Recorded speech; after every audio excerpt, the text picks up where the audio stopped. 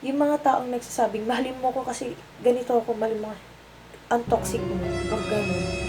Huwag ganun. It really hurts.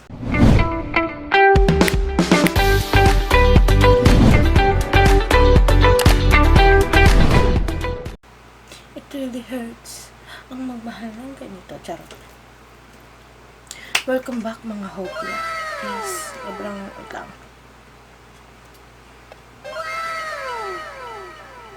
Hindi, char. Yan na yung ring light na yan.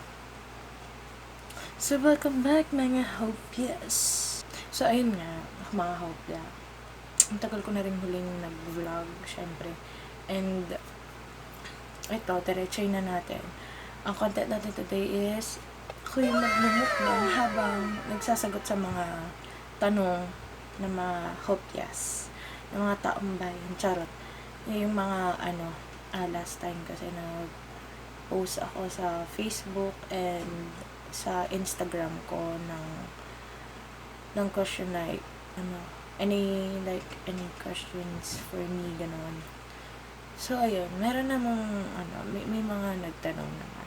So, ayun, sasagutin na natin siya today. And, syempre, magmumukbang tayo. Pero yung mukbang natin, dessert, gano'n. Peace. It really hurts.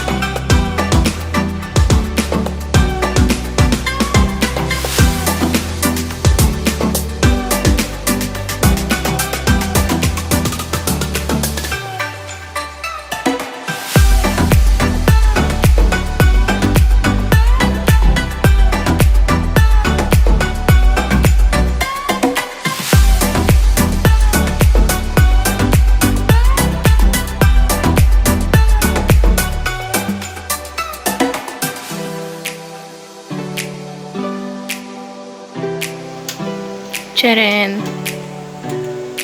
Oo. Mag-focus ka. Wala, ayaw mag-focus. Saya. Yung brownies, tas yun nasa likod yung sponge cake. It really hurts. Hala! Hala ka, ano ba? Sige. So, ayun guys. Ito na. Grabe, 1 AM na. Kasi nag-bake pa ako. Yes, binake ko po ito pa. Sponge cake. Wala na yung isa kasi kinain ko na yung isa.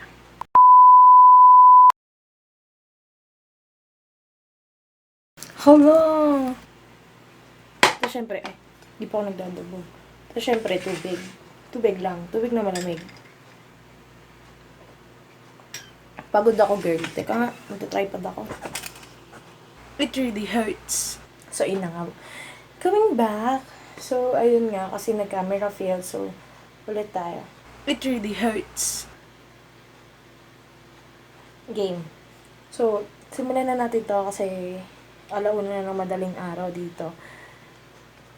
So, ayun nga, nagtanong ako sa Facebook and Instagram ng gusto nilang itanong sa akin. Syempre, Q&A nga, diba? Charot. Simulan na natin. So, ang first question is from Eman. Si Kuya Eman. A friend ko siya na nakilala ko sa Kumu kasi nagkukumu ako. Like, hindi, last month lang. First month ko nung September 19. So, ang tanong niya is, mahal ka o mahal mo? Ako, siguro, mahal ako. Diba? Yung mahal ako. Kasi hindi, mahal ko, mahal mo, o mahal style. Ayun nga, yung mahal ako. Kasi, diba, syempre, sa panahon ngayon, pag nagmahal ka din kasi, depende pa yun kung i-accept niya or mahal ka din, diba? Doon tayo sa taong mahal ako. Diba? Yung mahal ako kasi malay mo, pwede ko din siyang mahalin. Malay mo, kamahal-mahal siya. Malay mo, madali lang siyang mahalin, diba? Kasi kung yung mahal ko, yun eh, magre-risk ka, syempre. Magre-risk ka. Kasi hindi mo alam kung mahal ka din o diba, yun. So, yung mahal ako. Tapos, may second question siya, sabi niya, siya ba o ako? Sarili ko muna. Next question, teka, susubong na ka. Harap yan. Wala na. Sarap yan. Harap pa naman pag may braces.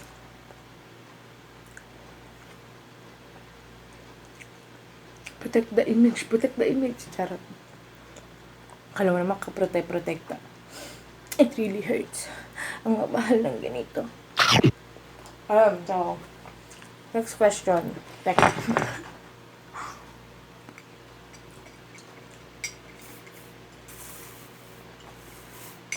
Grabe, ingay ko uminom.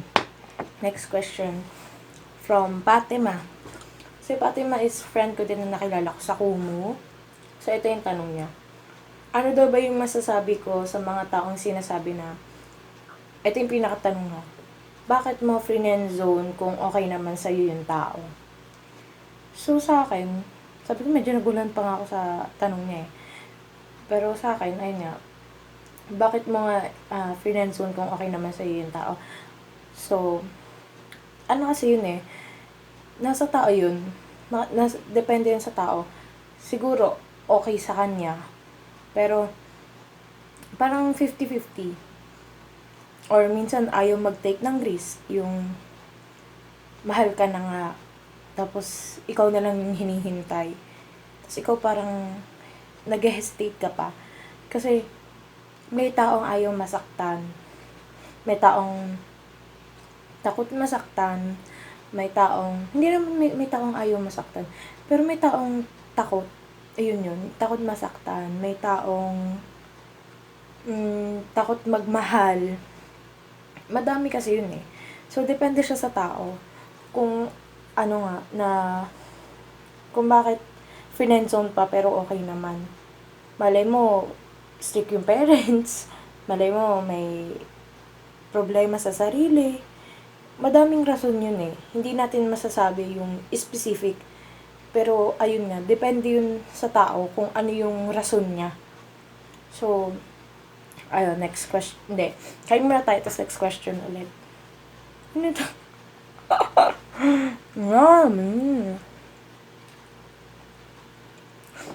Until the hurts. Ang mamahal.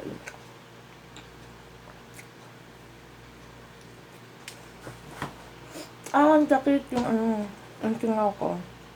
So, ito. Ito. Actually, sobrang sakto lang nung sweetness niya. Hindi yung parang magjawang napaka-sweet. Charot lang. Ang bitter. Ito. Next question is from Jace. So, si Jace is best friend ko na talaga siya nung grade 8 kami, junior high. Meron din pala siyang YouTube channel. Dito, ilalagay ko dito, yung YouTube channel niya. Subscribe niyo din siya, guys. So, ito. Ang tanong ni Jace is, ilan po kayong magkakapatid? And rate 1 to 10, how close are you guys? Ang tanong niya. So, first question mo na is, ilan daw kami magkakapatid? So, 5 po kami magkakapatid. 5. Ako yung panganay. Tapos, yung pangalawa is lalaki. Tsaka yung pangatlo, lalaki. Tapos, yung dalawa na is babae na. Nai-stress ako dito. Nagka-camera fail talaga siya. Like, nag-explain na ako kanina. So, hindi ko na maalala kung saan ako. Pero, feeling ko nandun ako sa tanong ni Jace na rate ko 1 to 10 kung gano'n kami ka-close ng kaming magkakapatid. So, in whole, sana hindi ulit siya mag-camera fail. Nagpaparinig na ako, Mommy, Daddy, new phone. Because, akin na yung iPhone 8, charot. Or di kaya, DSLR. kanan. Charot na. Yes. Ayun nga, so, in whole, kami magkakapatid, siguro mga 8 or 9. Kasi, syempre, ang lalaki ng agwat namin. May times talaga na hindi kami nagkakasundo. Well, hindi naman nawawala yun. Yung ganun. Pero kung, halimbawa, hindi individually, pero by pair, yung dalawang lalaki, siguro, mga 9 or 10. Kasi, syempre, ayun nga, hindi mawawala yung alitan sa magkakapatid. So, ayun nga. I-stress na ako dito sa cellphone ko. Whew. So, ayun nga. May times din talaga na, hindi, not being insecure, but, may times talaga na maiinis ka. Sometimes sa attitude, sa ugali, maiinis ka sa ugali. Kasi, syempre, may iba't iba namang ugali ang tao, diba? Minsan may inis ka, kaya, ganun. Pero, pagdating naman sa anime, yes, yun, anime, nagkakasundo kami. Kaming 3. Ako tsaka yung 2 lalaki. Nagkakasundo kami doon, anime.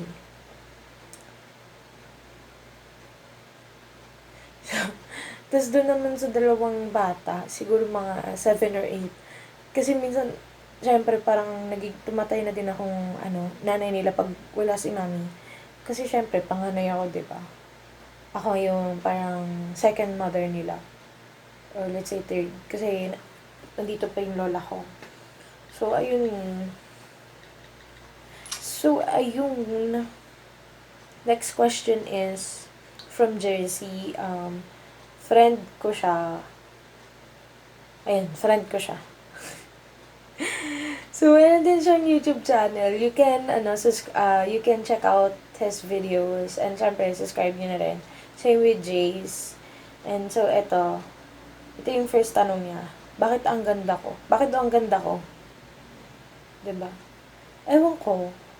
Hindi inaamin ko maganda ako, pero, let's say, everybody has a unique beauty. Syempre, wala namang pangit. Diba? Wala namang ginawang pangit si Lord. Everybody has a unique beauty. And, syempre, minsan, may times na na-insecure ako, syempre. Pero, parang hindi naman nawawala yun sa tao. May times talaga may insecure ka. Hindi lang sa beauty, may insecure ka sa, let's say, may ingit ka sa yaman, gano'n. Depende kung ano sa'yo. Pero sa akin, minsan, yun nga, yung beauty. Kaya, like, shut up na lang ako. So, next question niya is, ano yung mga quote na pinanghahawakan ko sa buhay ko. So, beauty is in the eye of the beholder. So, yung beauty is, hindi lang nga siya sa panglabas, sa pangloob din siya.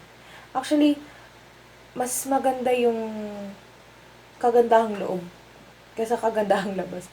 Let's say, jackpot na lang yun.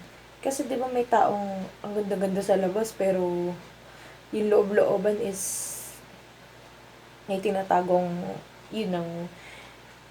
So, ayun. Kasi, ako, paano ako magtrato ng tao. Depende kung paano nila ako tratuhin. Charot lang. Pero, minsan, kasi, pag below the belt na, parang, syempre, kailangan mo rin magsalita, di ba? Hindi yung pwedeng aapihin at aapihin ka nila. Kaya, ganun. Kaya, depende din. So, next question is from Nicole. Yes, Nicole. It really hurts. Classmate ko siya sa ngayong college and friend ko siya. Shout out sa'yo, Nicole S. Torres. It really hurts ang mahal ng ganito. And shout out sa buong attitude. Yan, attitude kasi kaming mga magtotropa. Charot lang. So, yung tanong niya is, sino yung ex mo na pinakanasaktan ka? Sino yung ex ko na pinakanasaktan ako? Siguro yung first ex ko. Kasi, yung first ex ko kasi, grabe, hindi ko expectin na magkikanto ko ng ganito. Yung first ex ko kasi is, talagang puppy love siya. Kasi like, bata pa kami nun. Alam naman ito ng parents ko.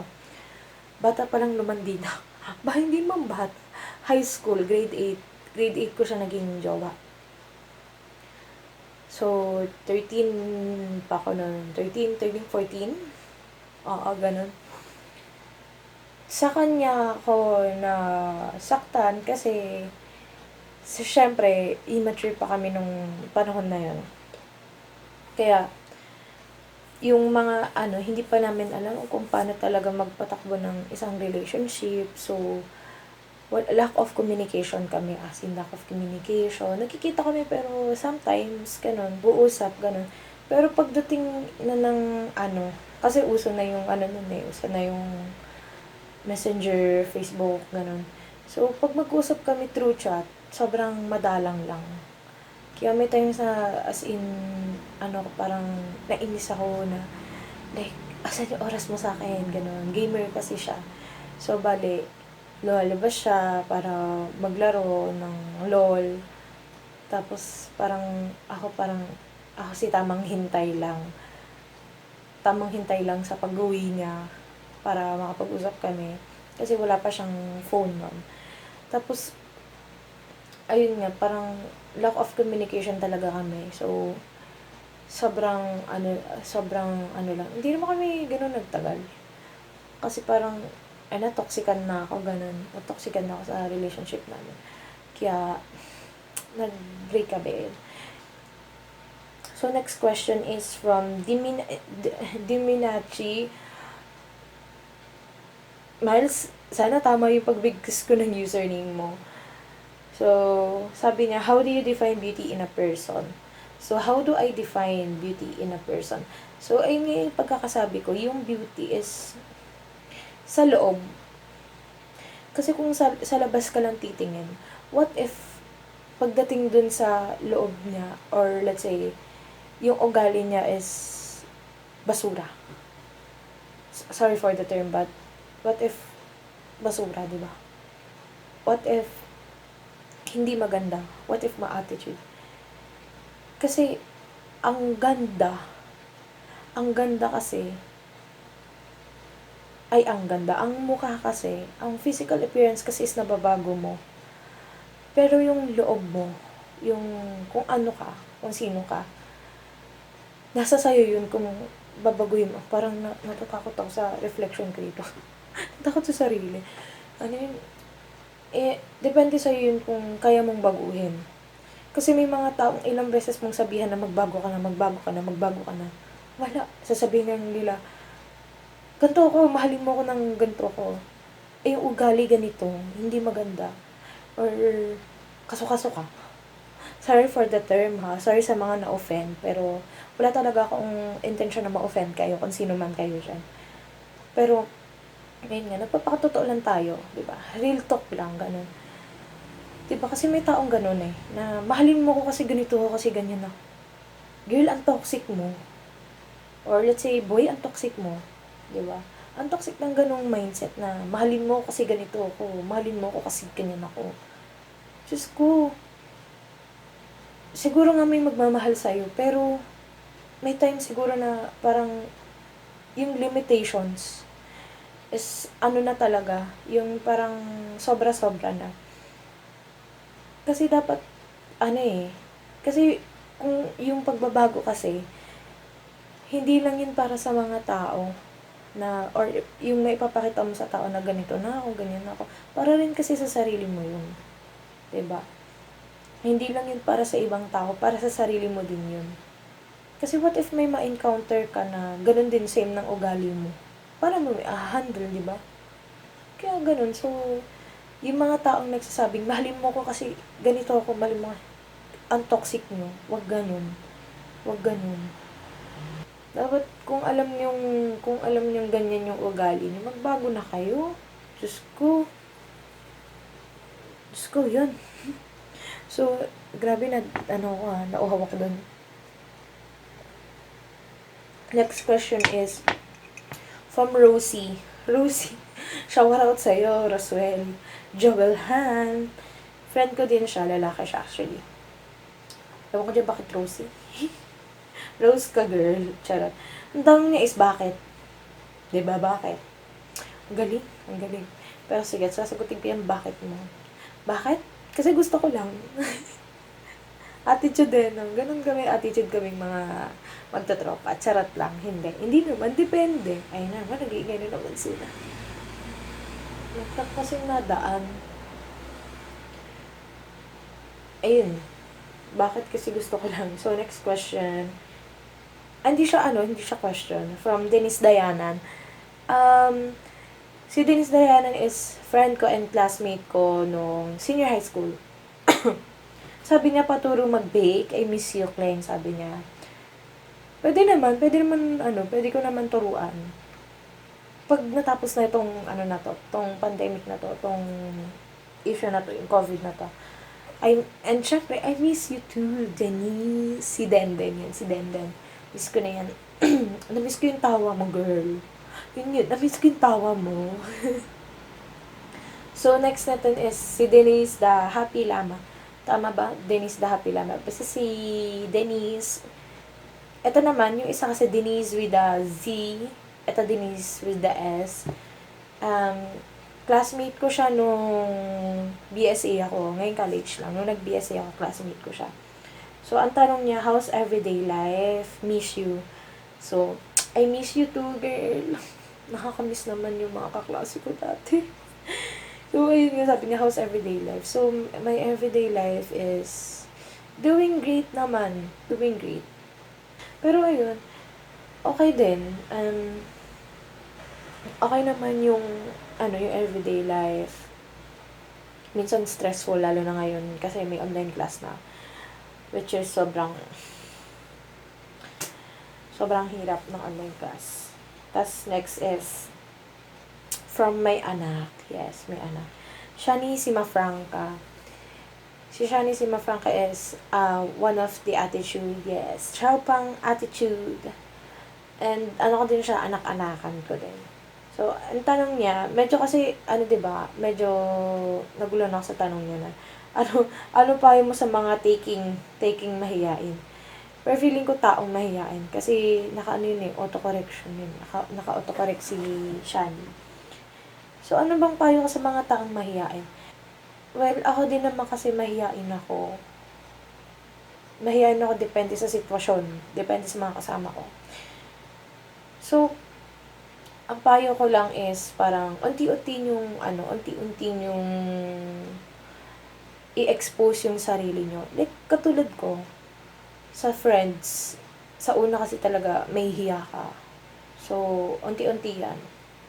Tapos, eto din, sa pag-vlog ko, kasi nagkukumo din ako. So, as in, mahihain ako nun. So, nung ito na, nag-vlog ako, tapos nagkaroon ako ng maraming friends, tapos, ayan din, yung sa live, yung sa Kumu, nagla-live ako doon, which is, nakikipag-interact ako sa iba't ibang taong hindi ko kilala. So, ayun na parang mas naging, na-express ko na yung sarili ko. Hindi katulad ng dati na talagang tago. Kasi mahihain nga ako. So, ayun ang papayo ko na unti-unti mong expose yung sarili mo. Hindi yung expose ng kumbaga yung unti-unti kang maglabas ng expression sa friends mo, dito, sa harap ng camera, ganun. Kasi ganun ako minsan. Minsan, kinakausap ko yung sarili ko, diba? Nabaliw na ako, girl. Tapos, ayun, last question. From kay Ferranco, kay si Kikay. Friend ko siya, classmate ko siya nung college. Schoolmate ko siya actually. Yung iba, schoolmate ko sa senior high school days ko. Kasi same lang din naman kami ng school. Pero hindi kami naging kaklase, so schoolmate ko. Pero naging kaklase ko siya nung nag-BSA ako. So, ang tanong niya is, bilang isang Claire Punsalan, paano mo na-handle lahat ng problema dumating sa'yo? So, ang tanong niya is, paano ko daw ba na-handle yung mga problema dumadating sa akin? So, ako, paano ko ba siya na-handle? Bilang ako, na-handle ko siya first by praying mga problema. Kasi, kasi yung problema, pag lalo mo rin kasing inisip yun, lalo ka rin may stress. So, mas maganda is, isurrender mo siya kay Lord. Ipag-pray mo kay Lord. Na, kasi marami na rin kaming problema this month. Kasi nga, syempre, diba, mahirap na buhay ngayon, lalo na ngayong pandemya. Tapos, ayun, pray, you surrender it to God. Then, kung halimbawa may maisip kang solusyon, then good, that's good. Like, halimbawa ako, kasi minsan, naisip ko, diba, magandang solusyon. Tas, ayun nga, sunod is, wag mo masyadong isipin yung problema mo kasi lalo kang may stress. Kaya sabi ko, pag-pray mo, tas then surrender. Doon pa lang. Pag na-surrender mo kay God yun, kay Lord, pag na-surrender mo kay Lord yun, Lord will do everything, or Lord, parang gagawin niya lahat para mag-guide ka, para matulungan ka sa problema mo. Kasi like last time din, sobrang may pinagpipray akong isang problema. Tapos then, buti na lang dumating yung isa kong friend na parang tinulungan kami. Ayoko sabihin yung problema na yun kasi kaya ayun, pero praying pa din na sana ma-accept, ma-confirm. Pero tungkol siya sa parang trabaho. So, ayun na tapos kaya meron akong personal problem. May personal problem ako na hindi ko alam paano ko din siya ma-handle. Pero, pinagpipray ko nga kay Lord kasi medyo, hindi naman stressful, pero parang pag naiisip mo na ganito, ganyan. So, ayun nga, ang pinakamaganda lang solusyon is, pag-pray mo, then surrender. Siyempre, sa pag-pray mo, dun mo na isa-surrender. Tsaka pag may naisip kang solusyon, try mong gawin. Diba? Kasi mali mo mag-click, diba? It really hurts. So, ayun. I hope you guys like this content. And, syempre, sana may mga natutunan kayo sa mga sinabi ko. Syempre, advice na din yun kasi para sa inyo. Then, sa susunod kong vlog, siguro, may mga content na tayo, mga pang-real talkan.